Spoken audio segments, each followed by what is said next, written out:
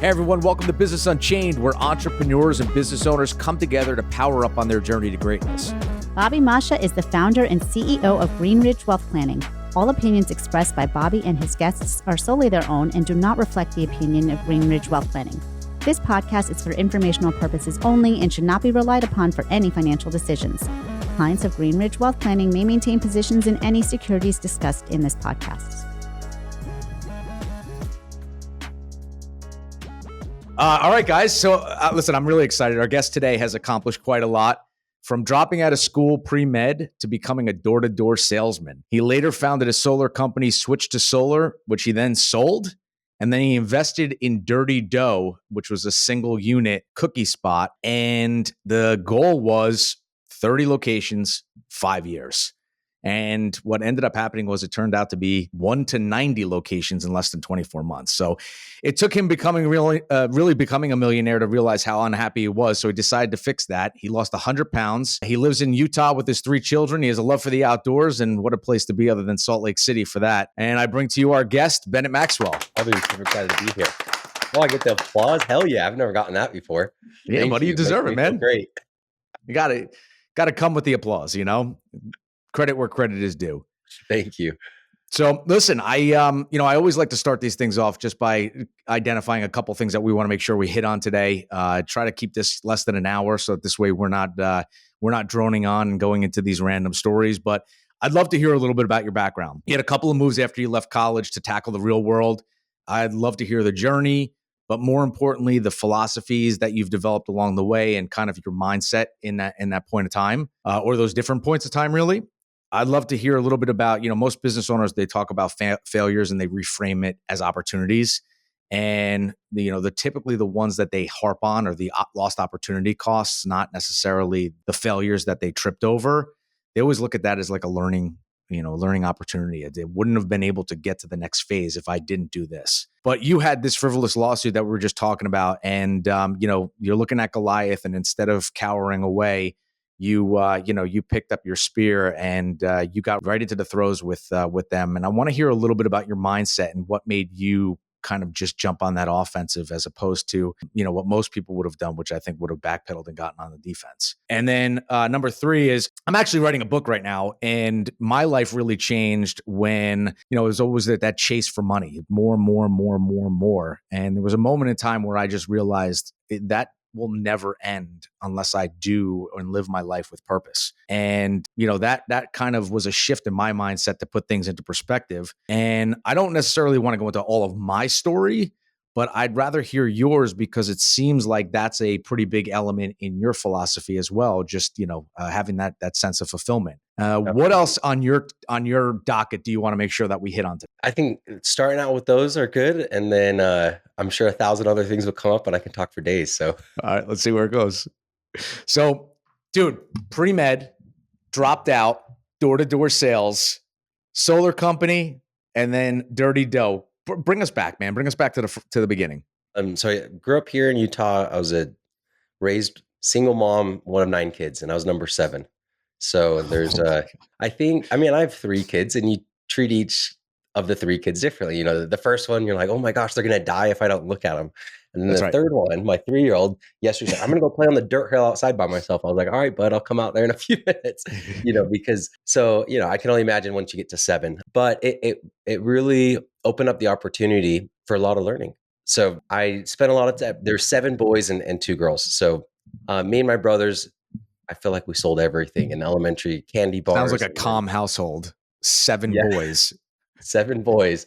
You got to fight for your food. But it started us early on, if you want something, just go sell something, go put up a little sign and sell some shaved ice or lemonade or candy bars or snow shovels, lawn aeration. I did all of that by junior high.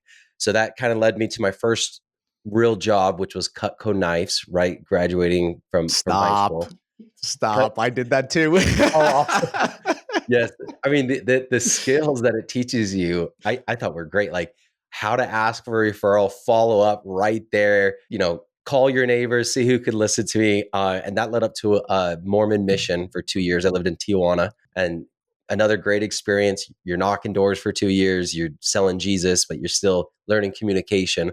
And then you come home And because Utah's so Mormon based, you have all of the largest door-to-door companies in the country and the world right out of Provo, Utah, because it's a bunch of former missionaries. And it's like, hey, you just knock doors for free for 2 years. You want to get paid. So that led me into pest control. But I loved it. After I did my first full summer of pest control, that's when I dropped out, because I was like, I made more money in these 4 or 5 months than I was planning on making as a doctor.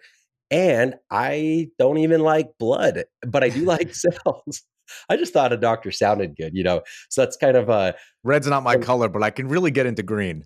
Yeah. I mean, I was legitimately watching like surgery videos on YouTube on my phone just to try to stomach and like, can I even do this? And I probably couldn't have. I mean, maybe I could have learned it, but it was one of those things that like, you don't know. As a kid, I didn't know what to do. I didn't know what I wanted to be. A doctor sounded great. Girls liked doctors. Doctors made money. They were respected by society. Sounds great. Let's go for it. And that was kind of it as far as the decision-making process, which is what, there wasn't much substance to it. So when push came to shove, I gave up on that one. Okay. All right. And then so how the hell did you end up in solar? I had so back to the Cutco days, a quick story. I get hired, and I want to hear your experience on this as well. Like, this is the first time I'm in a little button up. I got my freaking tie on going to my interview. I'm like freaking as nervous as heck. And, but I got hired, and it's $15 an hour or commissions, whatever one's higher. I was like, heck yeah, $15 an hour, say no more. Next week is training. It's a full-time, 40 hours. So I'm like, okay, so there's no commission. So it's just $15 an hour, right? And they said, no, it's free. So I went home thinking I wasn't going to take the job. I did talk with my dad, and he goes, people pay thousands or tens of thousands of dollars for sales training. If you don't want to take the job, at least take the free training. Complete mindset shift, right? And then that led me into Rich Dad, Poor Dad. The advice from his rich dad was work to learn, not to earn in your 20s. And it's all about gaining an experience. So with that, like I did pest control, and I felt like it went great. I mean, I made $250,000 in a few months as a 20 some odd, 22-year-old, whatever, however old I was. And most people don't make that in their career. They don't attain that level of annual compensation.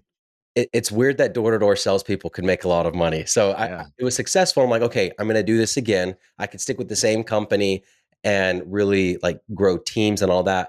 Or I can switch industries and learn to sell another product for, under a different set of leadership, and really apply the 80-20 principle. I'm going to if I work for you, Bobby, you have so much to teach me. I'm probably going to learn 80% of what you have to teach me in the first year. If you teach me for another 9 years, I'm probably going to go up to 95%. But, there's diminishing return. So that was kind of that. Every year I was switching, knowing that I, was probably leaving money on the table because I'm starting from scratch. But I did pest control to satellite TV, fiber optic internets, AT&T, smart home / security systems, and then to solar. I did solar for a summer. Loved it, worked less than I ever was working, and I was making more. So I'm like, okay, let's start a solar company. And I was lucky enough that one of my older brothers, he's 13 years older than me, he teamed up with me, taught me everything because I didn't know anything about business. I just knew how to, knock doors and sell. So what was what in the solar space did you sell? Did you sell panels? Was it commercial? Was it residential? Yeah. What did the company look like? Residential solar. So I started door to door, and then my brother said, why aren't you doing this online? I said, because I'm an idiot and I don't know how to. Like, that's never even crossed my mind. And he's like, let's try it. So we find somebody, we pay him to get us some leads off of Facebook, and then we hire some people out of the Philippines. Once that lead comes in, there's an automated text message, an email, and a phone call, and then, hey, give me your utility bill. We'll give you a free quote. Let me set up a meeting. And then I was just showing up to these preset meetings. Like we were on a pilot. We did 18. Out of the 18, all of them were there, which is pretty rare. You usually get no shows, but because people in the Philippines were confirming the appointment the day of, all 18 were there. 17 of them I sold the first time I sat down with them. 16 of them I sold the first time I sat down with them, that first initial appointment. And then one took 2 sits, so 17, and then never closed the 18th. So what's your trick to closing? Setting the expectations right up front. Like I had my slides, and right at the beginning, I would know if you're going to buy solar by just asking a few questions. And it's California, so it's not like it's new, right? Every other neighbor or every 5th neighbor has solar. So it's why are you sitting down with me? Why'd you accept an appointment? What are you hoping to get out of this? And then you tell me everything you want. And I just keep saying, why else? Why else? I ask for clarifications. So I know exactly what you want. And then I say, well, why haven't you gone solar? And then they tell me they tell me one objection that's usually false. And then you say, well, why else? Clarify that. And then why else? Why else? And within 5-10 minutes, I know everything they want and everything they don't want. And I don't start my sales pitch until I know those numbers, because I want to craft it correctly. And I also don't want to waste an hour of my time if Right. Well, they're actually they are selling only going to go. themselves. Yeah. I mean, some people you do get, it's like, oh, I would only go solar if my bill went from $300 down to $30. And you're like, okay, peace, dude. Like, Yeah, not happening. that's never going to happen. But just really getting those expectations. And it was typically like, hey, if I can save you 20% upfront from your bill, I lock in your bill so it never goes up. Now you're making payments to own your power rather than, quote unquote, rent it. And it costs you $0 up front. And I can give you, 50 customer testimonials. Would that make sense for you? And they say, yes, sure. Or they say, no, 20% is enough. But I'd always start at 20%, even though I'd always save people 50%. If you have a $200 bill, I'm going to bring your bill down to $90. Then you have your connection fee, to your power company that gets you back up to 100. But if I could get you to agree to 20%, by the time I get to the end of the presentation, I'm like, oh, I'm saving you 50%, 40%, 60%. Then it was just a home run. So it's interesting because you cut off right off the bat. You're talking about, my question was, how do you get them to buy? And it sounds like you have a really good sales process.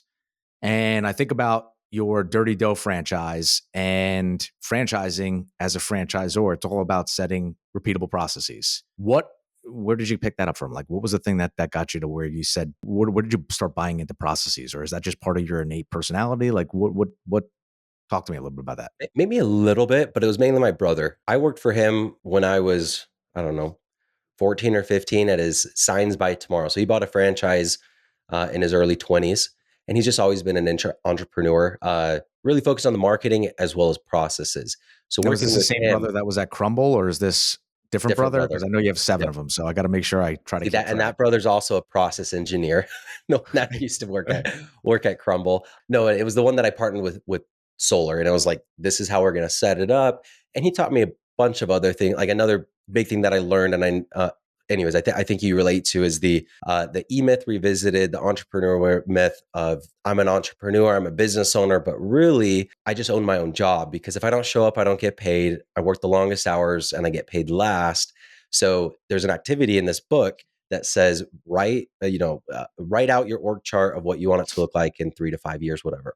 Mm-hmm. Which is so stupid. It's like, well, Brent, it's just me and you, dude. Like, why do we need to write out an org chart of, 20, 50 people? Like, it's just us. And he's like, trust me. So we do the activity, and now you can envision what you want the company to look like. Now it's just you and him, and you're placing your heads in all of the organization charts. But then he taught me how to, start with one job, sales rep, kind of the entry level position, and build out the operating procedures around that. And then you graduate to a sales manager, and then you build out the operations procedures around that, hire somebody, and then now you're sales regional, and so on. So I think that was it's the next step from visualization, right? I mean, even if you go back to that, I think they say most business owners are 10% entrepreneurs, 20% managers, and the other 70% technicians, meaning that's the whole 100% of the person. And really only 10% of them are the entrepreneur. And it's how do you expand out those other 2 categories so you're evenly a third across the board, a third entrepreneur, a third manager, and a third technician. And for most people, I mean, it's to go through that exercise, it puts you leagues ahead of most of your competition, because they're not doing that. They're usually going, all right, well, how do I make this widget? How do I make the widget better? And then the fear of loss of control by handing and delegating off to other people. So that's a really good exercise. I love that. Yeah. And I think like I knew that taught me my skill set. Maybe I already knew it, but it was sales. But it really taught me that a technician, so somebody good at sales, is not a good business owner. That's a different skill. So when I invested in a Dirty Dough and then I ended up purchasing it, I hired a CEO pretty early on that had 40 years of experience in the food and franchising, and grew our own brand to 600 something plus. Because I'm like, yes, I need to learn to be a better leader, and I'm working on that. But in the interim, I'm going to stick to sales, because I know what my hourly rate is when I'm presenting to somebody, whether it's a solar deal or a franchise, which is infinitely more than organizing or hiring or doing operations, just because, you sit down with somebody for a few hours and you can make 10, 20, 50 grand, whatever the number is, whatever you're selling. It's like, and if I'm good at that, let me just stick to that. Yeah. So, I mean, it's always funny because we have these conversations and it always sounds like it's linear, right? I started here and then I ended up here. But we all know that there are some bumps along the way. What are some of the obstacles that you faced as you were, going through the solar company, decided to sell the solar company? I always like to say there's points in your life that really change the course of the direction in which you're headed. And whether that's in the existing business or it's the pivot to the new business, it's somewhere. Yeah. And it shows up in some form. Where was it for you? Where were some of the things that you tumbled over and had to wipe yourself off and learn from? As far as pitfalls, I can go back as far as yesterday to tell you my the pitfalls that I had yesterday. But the pivotal The big moment, ones, the impactful ones. the pivotal moment was when I sold the solar company. So it was pretty short lived. It was a year into it. We really put the pedal to the metal on the E-Myth Revisited, and we both pretty much replaced ourselves from the business. I was an investor into Dirty Dough and at a single store. And that's when, I was like, I have a little bit more time, and he was looking to sell. So I bought it from him about 3 years ago when it was just one store. 6 months after that, the opportunity presented itself for the solar company to sell, which I didn't know you could even sell a solar sales organization. I mean, it's mainly 1099 contractors, but I don't know. There's a lot of luck involved there, I guess. But the more important thing that happened was I set a goal that I was going to work my ass off until I was a millionaire. And I wanted to do that before I was 30. So I was 28, sold the solar company, and that $1 million net worth. And that's the other thing. It's like a millionaire sounds so great, but $1 million net worth is way different. It's like you could just have real estate and have $0 in the bank and a few dollars a month in cash flow. And you're like, I'm a millionaire. It's not the way it used to be. Yeah, exactly. So I hit that and I felt great. And I told myself when I hit that, I was going to spend more time with my kids, more time with my wife, more time on my health. And so boom, now it's time. I'm checking the bank account, looks great. Within a few days, probably, I was working nights and weekends again. So I'm like, okay. And similar to what you said, like I realized that this was going to go on forever because everybody set goals and achieved them. And every single scenario, pretty much every scenario, two things happen. You hit the goal and it doesn't feel as good as you thought. It feels good, just not as good as what you thought. But the more important or the more concerning one is it doesn't last nearly as long as you thought. There's no goal that you'll ever set and hit that you'll finally get lasting happiness forever. It's like that just doesn't exist.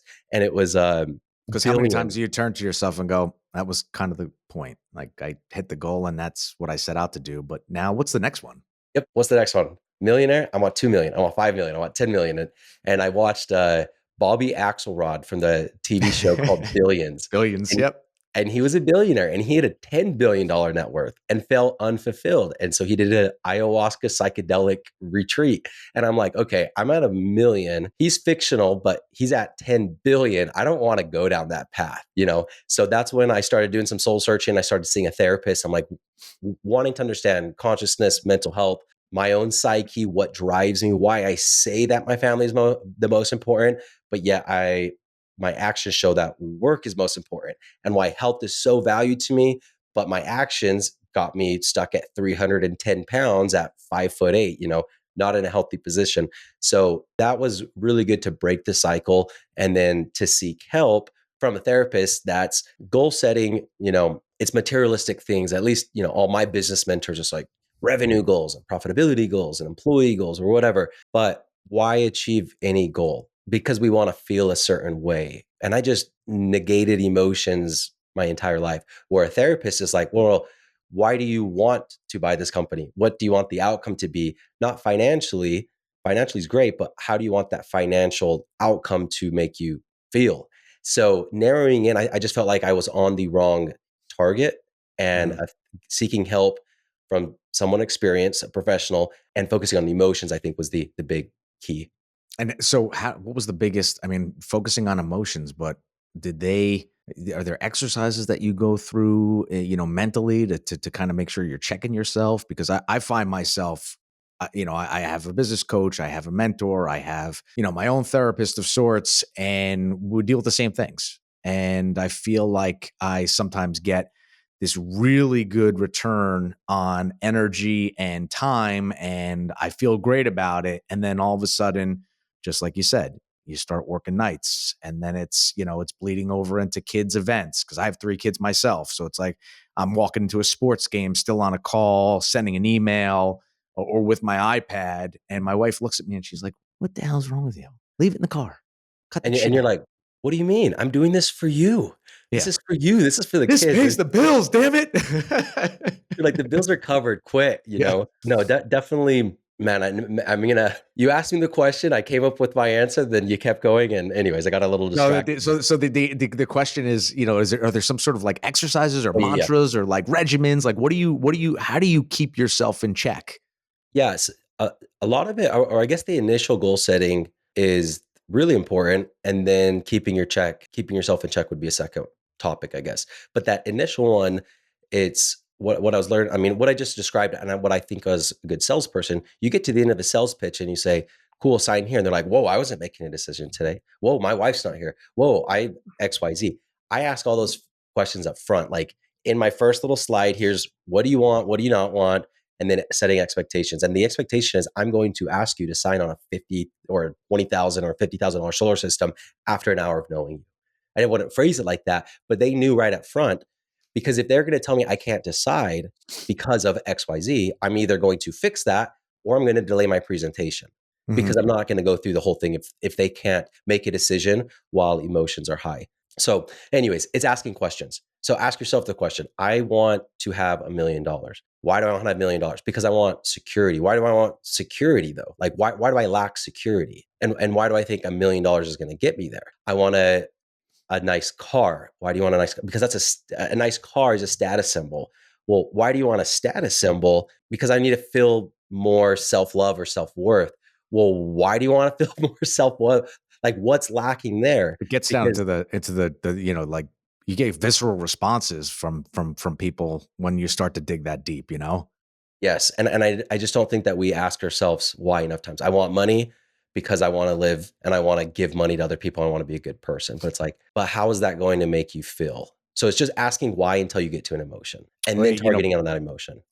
Part of our role, because I own a wealth management firm, part of our role also is becoming a little bit of therapist, because we end up going into these conversations with high net worth business owners, having these similar, topical conversations of what it is that you're trying to accomplish.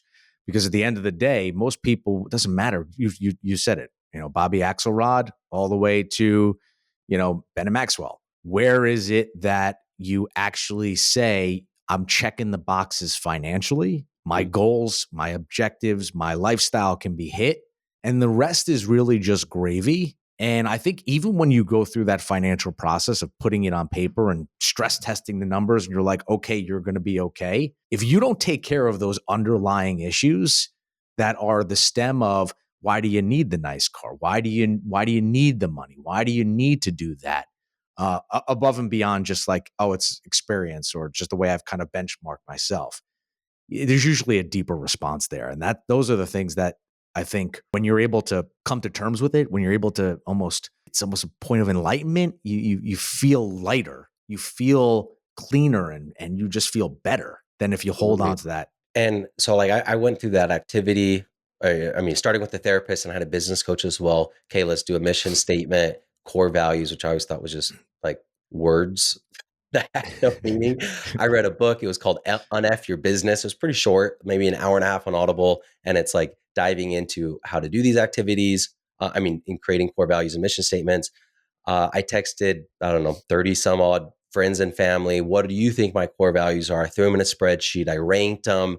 And then I wrote my obituary to see like my number one core value that other people recognized in me was hard work. And then when I wrote my own obituary, I don't care if I was known for hard work, because it's like, well, what did I do with the hard work? Because there's a lot of the most terrible people that have done the most bad or evil or killing or murder. They're also really hard workers. So I'm like, it's what I want to accomplish more. So like that allowed me to take that out. Anyways, what I landed on for the mission statement was I want to be happy, but happiness isn't the right word for me, because I know that it's unrealistic to just say I want to be happy all the time, because I'm going to fall short. And then am I going to get down on myself? So it's more joy, I guess, more broad.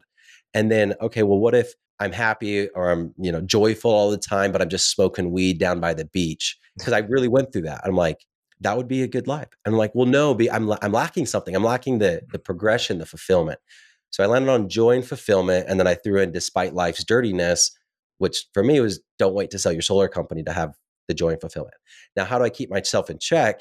It's pretty easy. As long as I can remind myself, whether it's me or a therapist, of like, okay, you're looking at an investor and they want to take X% of the company for X amount, but your advisors and everybody else says, well, what if you do go open up 1,000 stores and you're worth hundreds of millions and this and that? Well, who cares? Because that has nothing to do with joy and fulfillment. I mean, maybe it does, but what's going to bring me more joy and fulfillment despite life's dirtiness? And that has usually led to bring on more people, give away more equity, give equity to employees, share the pie. Let's all grow together. That makes me feel more secure and gives me more joy and fulfillment. And it's not about shooting for the stars, I guess. I think maybe we get a little too greedy on like, You get caught up in it. What I've heard, and I did have a really good business advisor. So he goes, look, take them again, because we've done like 3 rounds. We've raised maybe 5 million or so. And his advice has always been different. If Dirty Dough succeeds, it's likely going to be worth a few $100 million. And so whatever your percentage is if it's 80% or 50%, it's not going to change your lifestyle. And if it doesn't succeed, whether you have 80% or 50%, guess what? It also doesn't matter.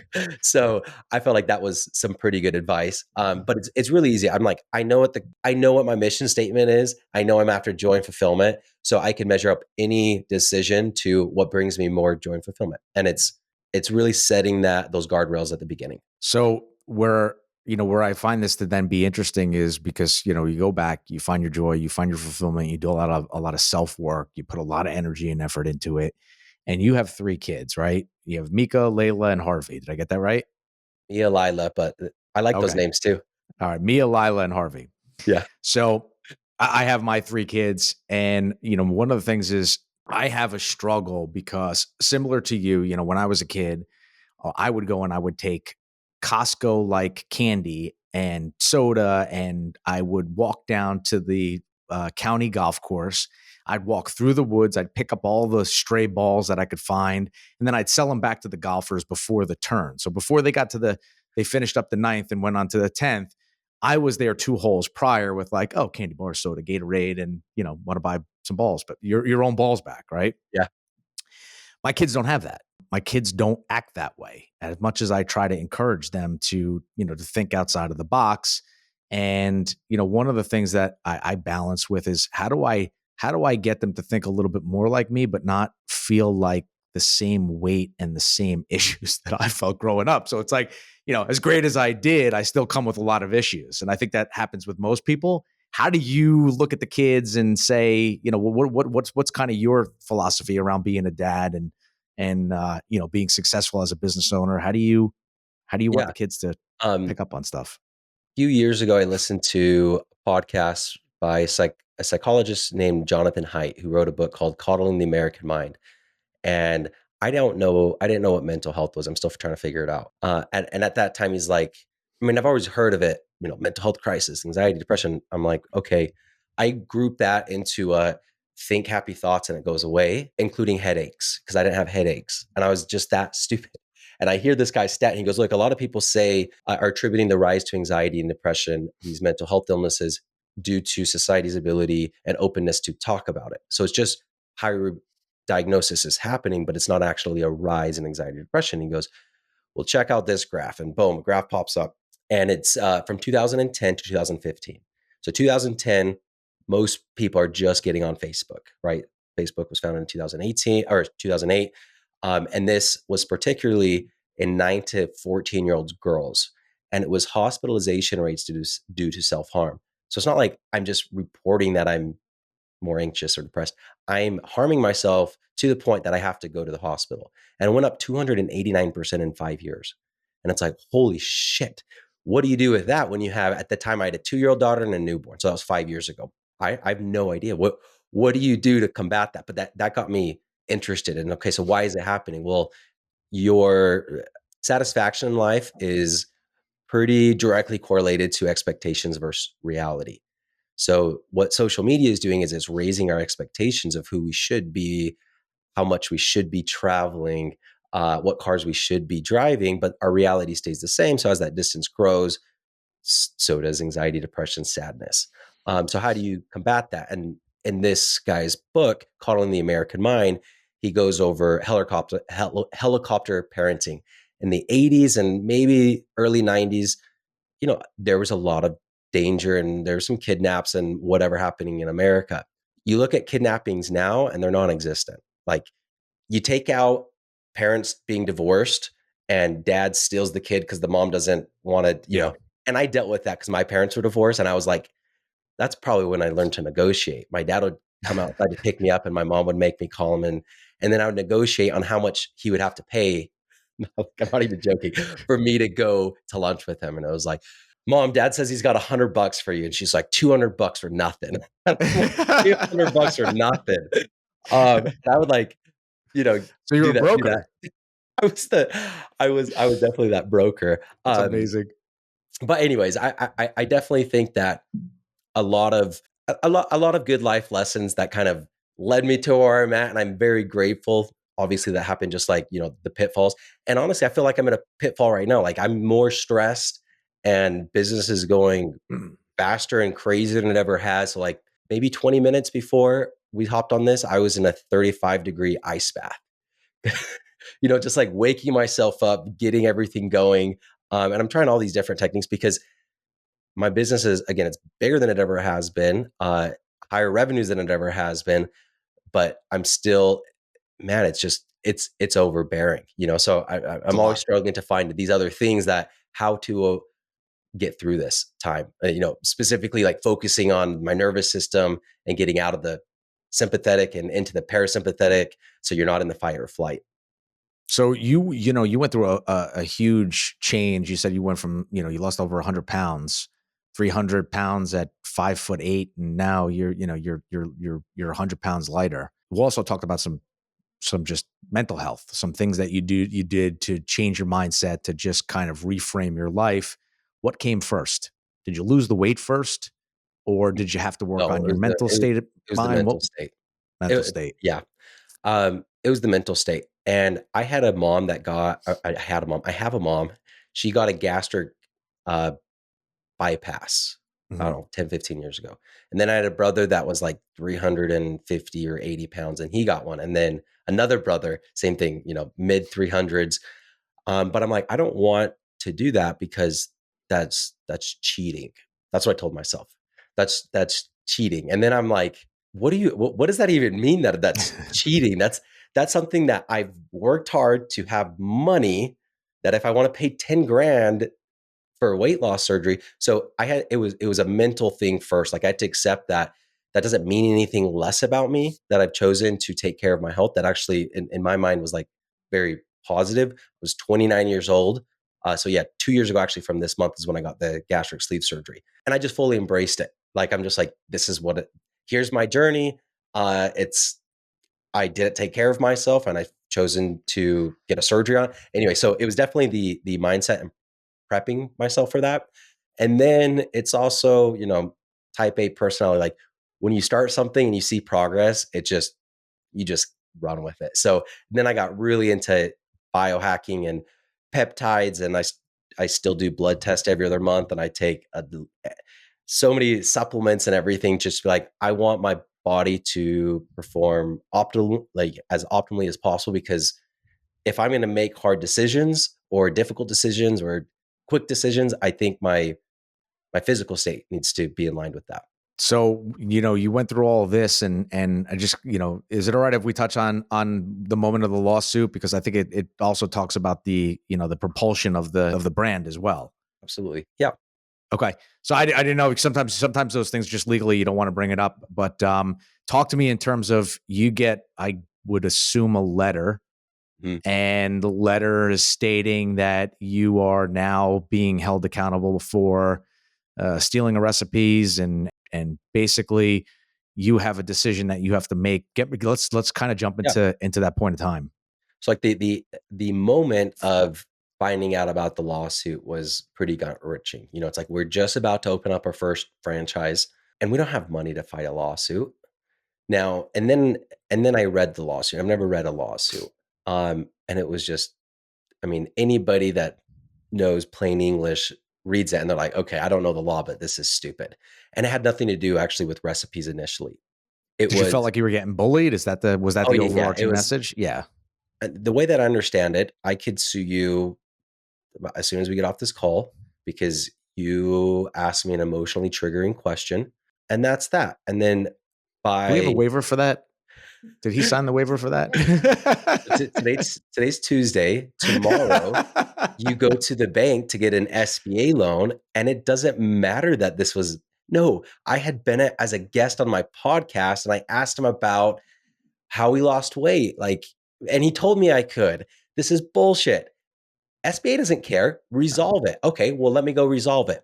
Well, if I have attorneys, you could resolve it and you're going to win, but it's going to cost you a few $100,000 in a few years. By that time, you're probably out of business, you know? So I think it's a tactic that's definitely used very often. That's exactly what I saw it as. I mean, I broke down every topic of every allegation in the lawsuit very thoroughly through LinkedIn. And I said, look, it's not a he said, she said battle. This is verifiable. Here's our sprinkle cookie and here's theirs that they put in the lawsuit. Like our sprinkle cookies look too similar. Well, we released our sprinkle cookie first, and anybody with a social media account can just scroll through till they see their sprinkle cookie released on Instagram and ours. And then they did the same thing with the Twix cookie. And they did the same thing with the Fruity Pebbles. They got 6 images side by side, 5 of which we did first, and they sued us over. I'm like, are you freaking kidding me? Anyways, so gut wrenching, and they're like, okay, this is just an obstacle. But the plan wasn't to go to social media or anything. It was just like, whatever, we're gonna have to fight it and figure it out. Some local news station picked it up, and then that's when it went public, I guess. And then it's like, okay, if it's public, I'm going to give my side of the story. And really, I controlled the narrative the entire time because I would take any and every interview, and I was very open and authentic, which again goes back to the core values. Right. Crumble wouldn't even do an interview with CNBC or Good Morning America. So it's just me telling my side of the story, and they're not saying anything because how do you ask the question like, did you really sue somebody for the shape of the box, even though your trade dress says we do not claim the shape of the box in this mark? Like, really? You can't answer those. And then a disgruntled employee saw that, a lawsuit that we'd already let go. And she's like, and then that's when the recipes came out that Dirty Dough had access to recipes. And anyways, I've gone over, not to jump too much into detail, but I did have the mission statement. I did have the core values. One of those core values is optimism. Like we expect challenges, we embrace them because we know we can learn from them. So don't be surprised when you get punched in the mouth because we know we're going to get punched in the mouth in business or in life. So what are you going to do? And that's when, the first thing was kind of the billboards. And a lot of people are like, oh, don't do that. Don't piss off the giant. They're $1 billion company. It's like, well, they're already suing me. What do I have to lose? Going to do? What are they going to send a hitman? Like, I think I'm good. I'm just going to be a smart ass. So you had some local news coverage, which then turned bigger than local. And then you were like, I'm going to make this into a billboard. Fuck them. Yeah. So it was just one, I think it was just one article. But what had happened is we put up some billboards because we're both here in Utah Valley and there's just one freeway. There's one freeway corridor. They've never put up a billboard in 5 years. We put up some billboards saying Dirty Dough coming soon, digitally rotating. You pay like $2,000 a month. It's not super expensive for tons of not tons, but anyways. And then in June, Crumble throws, I don't know, probably 50, and not digital billboards. So they're probably spending, 50 to $100,000 a month now. And then so I'm like, okay, let's respond to billboards. And the first one was just me taking a picture of their billboard and saying, I love your billboards, and tagging you. I'm like, I wonder where you got the idea from. And then the lawsuit came out and like, okay, we're going to respond with billboards. And I don't know how many people saw the billboards, not that many, but I do know that well over 1 million people saw the billboard, the post that I did on the billboards. And then I'm sure several million people saw that same post when CNBC and Good Morning America and everybody else picked it up. So, and I guess what I'm getting at is it was the reaction to the lawsuit that gave us the publicity. It wasn't that somebody came out and said, hey, a cookie company is getting sued by another cookie company. And then all of a sudden everybody's like, oh, I want to hear more. Nobody gives a shit. But It was funny. It was funny. And then we also did, I don't know if you saw our videos, but we paid professional actors to act out the scene of the boardroom when Big Cookie Co. decided to sue Dirty Dough. And we did a series of videos, again, addressing every aspect of the lawsuit, like head on and why it was stupid, but in the form of comedy. And those got, hundreds of thousands to millions of views as well. That's amazing. It's optimism. I mean, we're always trying to find the silver lining in things, and the fact that you're able to not only find the silver lining, but then you flip the script on them by being just pissed, but creative. Mm-hmm. Not necessarily vindictive, but more just telling the truth and telling your side of the story. And I think most people that humor. It was all through, I said it was all through humor, because when we did the billboards, there was maybe 20 or so ideas of billboards that the marketing company came up with. And I chose 5. And some of them were like, we're taking the ovens, the oven mitts off, like we're getting ready to fry. But I'm like, no, I don't want to. I just want the funnier ones. I don't want to look like, because I'm not trying to fight Crumble. I'm trying to defend myself. We're not going to win in an actual fight when they're $1 billion company. We got one freaking store and we're not profitable, because we also want to look good at the end of it. What was that? You also want to look good at the end of it. You don't want to look like, like a fool. Yeah. And by using a little bit of comedy, I think that leaves you in the higher ground. Yeah, absolutely. I think that's people like a David and Goliath story. And if you're, vindictive or rude or aggressive with it without using humor and sarcasm to lead, I don't think people relate to that. And that turned from going from 1 location to 90 locations in 24 months, and just kind of paint what that looked like when that started to unfold. Because, just like you said, right now you're feeling a ton of stress, biggest business you've ever run, best year, revenue's great, lot stress, lots of self-reflection. But how did we go from 1 to 90, and what was what were some of the things that transpired in your organization? Again, that's quick growth. Salesperson hat. I bought the company. I don't have an emotional tie to grandma's recipe. I don't care about the logo or the name or the color. Like, just whatever the data shows that it's going to succeed, I think is really what I was driving. Okay. And then I'm kind of pre-pitching franchises. Hey, what if I create a franchise in this and that? Oh, well, I'd want it more simplistic. So anyways, what we've advertised ourselves as is the most simplistic food franchise concept. We make all the cookies. They're pre-portioned. They're very unique. They're stuffed. They're 3 layers. So it's a peanut butter, chocolate, hot fudge cookie. And I send you out this frozen dough puck. No preservatives, nothing like that. And then you bake it fresh on site. Every cookie's cooks for the same time, temperature, and fan speed, and the ovens are programmed. So you could walk into any Dirty Dough store in the 20 some odd states that we operate in, go into the freezer, grab whatever cookies you want, put them on a cookie sheet, put them in the oven, press start. Like, very simple. So that was already created. And then we had a really good team as well. I didn't think that people were going to buy franchises from Bennett Maxwell, but they would buy franchises from Jill Summer Hayes. Again, she started a company called Wowie Smoothies and Coffee, 650 plus locations before exiting. So it's like, I had the team, I had the model. What we needed was the eyes. So when the lawsuit hit, we had 0 franchises open, but we'd sold 60. By the end of that year, which was this was July till the end of the year, I think we finished that year with 290 sold. So now we have 460 or some odd territories sold. And that first store opened in June. So here in a month will be 2 years. And man, I just counted yet. I think it's 17 stores that are slated to open between now and June in the next 7 weeks. That's insane. So it's how many franchisees do you have? Probably 200. Okay, right around 200. And that's a big, like, on the mental health side, that's a pretty crushing weight for me, because I'm like, these people trusted me, they're buying into the model, and then I'm always having to constantly separate myself from, I'm not their dad, I'm not their mom, I'm not their God, I don't control what they do. As long as I presented myself accurately and honestly, because I'm just like, I need all 200 to succeed. And there's no way that's going to happen. And 1,000% people are going to invest $200 to $300,000, open up a store and have to close it down. Like, that's going to happen. And that sucks. That sucks. And so that's something that I'm always working on. Like, okay, you can't always hit a freaking home run. Everything can't be perfect. How do you separate yourself from that? Which is an ongoing challenge. But I think now. Do you set the expectations for franchisees before they sign on to say something like, "Hey, listen, you're going to pick a not winner, and you're going to pick a winner, and it's just going to be a matter of how much due diligence effort and how much you can drive traffic, which is not necessarily controllable by the brand." Are you okay with that? Yes. Yes. Yes. I struggle with it, but it's still like, again, People make their own decisions. And I do think it actually comes back to ego on like, well, I feel bad because they need me, they trusted me, and without me and my business plan and my brand, they're not going to survive. And it's like, what?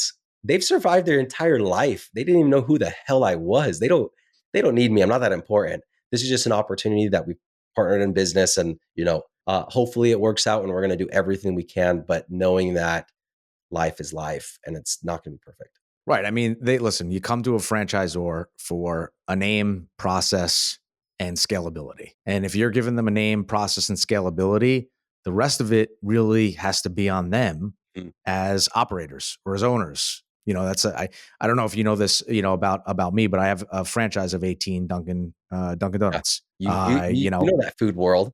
I know the food world, man. We have a kitchen that produces for 90 different locations. We used to have a couple of Sonic franchise, which is, out of Oklahoma. And when we opened them up, they were doing $100,000 plus in burger sales a week. Oh. And the reason we really signed on to it was the concept was being marketed on ESPN and national radio and was getting a huge buzz with no presence.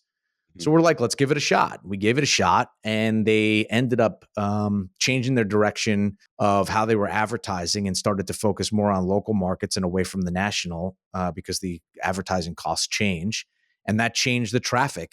And we weren't doing as well as when we were opened up, and we had to divest out of it. But, if you're a business owner, you have to understand what the risks are. Yeah. Sometimes you're going to end up better than you thought. Sometimes you're going to end up worse. Sometimes you're going to learn a huge life lesson, but that's part of taking the risk and part of owning businesses, and just keep to your word as a franchisor. I think you have a great recipe. Yeah. I mean, the business, if I want to start a donut company or a cookie company, whatever, like I'm going to take the risk either way. Right. So, and I just need to keep reminding myself, like the business owner that took this risk, whether they did a dirty dough or started a company from scratch, either way, they're signing a 10-year lease with a personal guarantee. Either way, they're investing a few $100,000 and opening it up. Mm-hmm. Either way, they're doing that. Now, which one is less risk though? A model and a brand that's operating in, a few dozen states and good reviews, good traction, or something completely, from scratch. And that's what I have to come back to. Like, no, I like for sure they're in a better position than if they tried this themselves. 100%. For sure, because I'm working my ass off, and I do think we have, one of the most, if not the most simplistic food franchise concepts right now. Is there anything else that kind of goes through your mind other than dirty dough, or you've got your full focus on this? Yeah, business side, full focus. One of the very first advisor that I got, who taught me about getting a board of advisors before we even a franchise, and he had a $30 billion company when it went public, and I'm like, I need you on the board, or I need you to be an advisor. And he said, we talked about it, but I'd sold my solar company. They gave me a few $100,000 in stocks as well over a vesting period. And they gave me a salary, and I was supposed to be on a meeting or 2 a week. So I'm like, of course I'm going to do that. That's like an hour or two. And he's like, nope, I'm not going to join you unless you leave that. So he's got that in my mind. And I'm still to this day, I'm like, nope, 1,000% dirty dough. His advice was, because I'm like, what about serial entrepreneurs? Like, he's like, no, serial entrepreneurs start a business, scale it, stabilize it, hire leadership, and then start the next. And they start the next. And then hire. But they're not trying to do 15 startups at once. And I'm like, there's no bandwidth. Yeah. I was like, oh, I didn't know that. He's like, no, all in. You're going to, in order to increase your wealth, because he did the same thing with some real estate. I'm like, oh, I have these properties that were being built. And this is like during COVID, that in Utah, we went up like 20% in home values in a freaking year. And I had crazy. 2 properties under construction. So I'm like, well, I need cash to build to pay the down payment now that they're done. And I'm walking into 100+ grand of equity, but I need to also use that equity or that cash for dirty dough. And he's like, real estate's great. You'll make 5%, 10%, 20% annualized. He goes, businesses, you'll make 100% your money, 1,000%. And I'm like, I look at what we raised at last to when I bought the company, and it has gone up 20x in value. Like every dollar I put in, I've gotten 20 back out, which it's like, it's definitely a testament that that's going all in, and sprinting is a great way to really build wealth. Yeah, and the saying is, millionaires invested in real estate, billionaires invested in business. So it's one of those things where there definitely is much more of a magnification in your returns when you're dealing with businesses. So Yep. you just got to kind of keep the smart path. I love it. We're reaching the 55-minute mark. I don't want to wrap this up too quick. I want to just finish up with, though, if you were to just synthesize this conversation down, right? We talked about a lot, and I think we spent a lot of time on mindset. If you wanted the listener to walk away with 3 things that we talked about, or maybe you haven't even gotten a chance to touch on, what would those 3 things be? I'm going to bring up one more, and it's going to be a little wild. I love it. Let's do it. The first one is set your target set your aim at the right target. 1000%, we want to feel a certain way. That's just what freaking drives us. Logically, we're driven by emotion. Like, ask yourself why until you narrow down to an emotion, and then always fall back when you're making decisions on, is this going to bring me closer or further away from that emotion that I want to feel? Peace, security, joy, fulfillment, whatever that is. I think that is a really good piece of advice that's more applicable. The second one is a little bit different. And it was also from a podcast that a neuroscientist talked about the illusion of free will, that consciously we're actually not making decisions. Pretty simple. It's physics, cause and effect. Everything is a result from a prior cause. Okay, well, what was the first cause? Well, the first cause was you being born into an environment that you didn't control with a set of genetics that you didn't control. Everything from there is just a domino effect. It's like, oh, wow, you're giving up control on all this. Well, it's very freeing. And that's probably been the number one belief system that I've attached to, is anything that I've done or will do happen because that was the only way that it can happen. So I look back at the 1,000 mistakes that I make and the mistakes that I'm going to make today.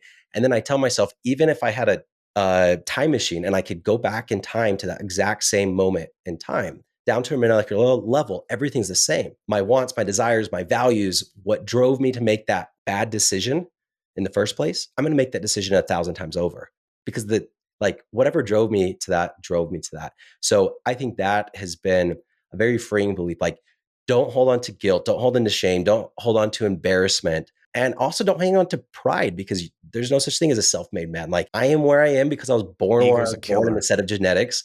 If I was born 100 years ago, it would be different. If I was born in Africa, it would be different. If I was born in the 1600s in Japan, I'd probably get my freaking head cut off. I'm watching a Shogun on Netflix right now. That's good stuff. Yeah. I would say that's the number 2. And again, it's a little wild. I'm going to say one more thing about it, because it is, again, my number 1 belief system. Thoughts control actions, right? And here's a silly question. Do you consciously know what you're going to think before the thought consciously arises? So do you know what you know before you know it? Of course not. It's a stupid question. Okay, that's all the evidence we need that we don't control our thoughts. Thoughts simply arise. And then we have an illusion that we could control them because, well, I don't control the initial thought, but then I control if I dwell on that thought or if I don't dwell on it. Well, tell me what dwelling on a thought means, other than that's just another thought itself that arose out of consciousness, right? So it's a very freeing and a beautiful belief to allow you to look at the world without pride, pure infinite gratitude, empathy, sympathy, and getting rid of negative emotions when you're in the mindset to remind yourself, because obviously a lot of work. You always have a set of beliefs and you never follow it because your brain doesn't think about following it all the time. And that's totally fine. I'm going to leave it at 2 because I spend a lot of time on those ones. But those are 2 things that absolutely have a third one, I guess. Go for it. And it kind of goes back to the narrow down on your emotion and what you want. How do you get that? For me, it is family. I don't work past 5. I don't work weekends. Screw you. I don't care if the house is burning down. I don't care if somebody quit. I don't care if somebody shot. I'm just not going to do it. I've just set the boundary. I'm just not going to do it. Now, I shouldn't even say, I do believe you can do that. But I also believe, there's times that you have to do some, sprints, and you communicate that with your family. But generally speaking, I live my life after 5 o'clock as if I had $1 billion. That's just what I do at the end of every day because I can. And what would I do? I would go on a 2-hour bike ride with my 5-year-old on her little bike, and her telling me, my legs are getting so strong, the entire time. And her telling me, she probably said this 50 times because we're just exploring ever. This is the best day ever. I've never had a better day. And and we do dates every single freaking day, every day. And I think setting whatever you want to live, however whenever you're tired, this is how I want to live. Start living it today, but just do it after 5 o'clock. I love that. Yeah. I mean, I think that's one of the hardest things is the detachment. And I find myself, I have to check myself when I leave because it's a constant reminder of the same shit's going to be here tomorrow morning. Yep. But your kids are going to be out of the house before you know it. So try to take the time now because you can't get that time back. You can finish the project tomorrow. You can have the conversation next week. You can still negotiate that deal in the coming month. But once your kid is gone, you don't see them that much. Once your kid gets to teenagers, like my kids are getting teenagers, you don't see them that much. They have their own friends. They start getting in, feelings of dating and lust, and the last thing they want to do is deal with mom and dad. It's more about their social life. So I love all three of them. I think they're all great points. Now I know you're still growing the franchise. I'm assuming you want to hit at least all 50 states. I'm going to give you the entirety of the nation. How do we find you? How do our listeners find you? Where do they look, and where do you want to direct them? Yeah, BennettMaxwell.com. That kind of just has links to everything. So I try to post a few times a day talking really on these exact same topics. DirtyDough.com if you want to check out where our locations are at. Yeah, we've sold in, I think, all states but New York, because you have to do some special registrations there. So, and Alaska, actually, everything else. So we're in 48 stores, 48 states here within the next year or two. I think we'll be open. Go try some cookies, but don't try too many. And don't go to Crumble. All of the all the links are going to be in the notes for the show. And dude, I love this. I think it's great. This is the first virtual podcast we've had on the show. Everybody we've had in person, I was thinking, is this going to be weird to host something virtually? And I think it turned out great. I appreciate you sharing everything you did, taking the time after your ice bath to to throw on some clothes and get real and get deep. But this is definitely I feel a relationship I'd love to kind of grow and pursue, because it seems like we're dealing and talking about the same types of things, and I'd love to continue to watch your journey and stay in lockstep with you. Yeah, likewise. I really appreciate the time, and thanks for having me on. All right, guys. Episode 11, that's a wrap. 12, episode 12, it's a wrap. All right. Thank you, Bennett. Thank you. You are a phenomenal interviewer. Thank you. Thank you, dude. That was really good.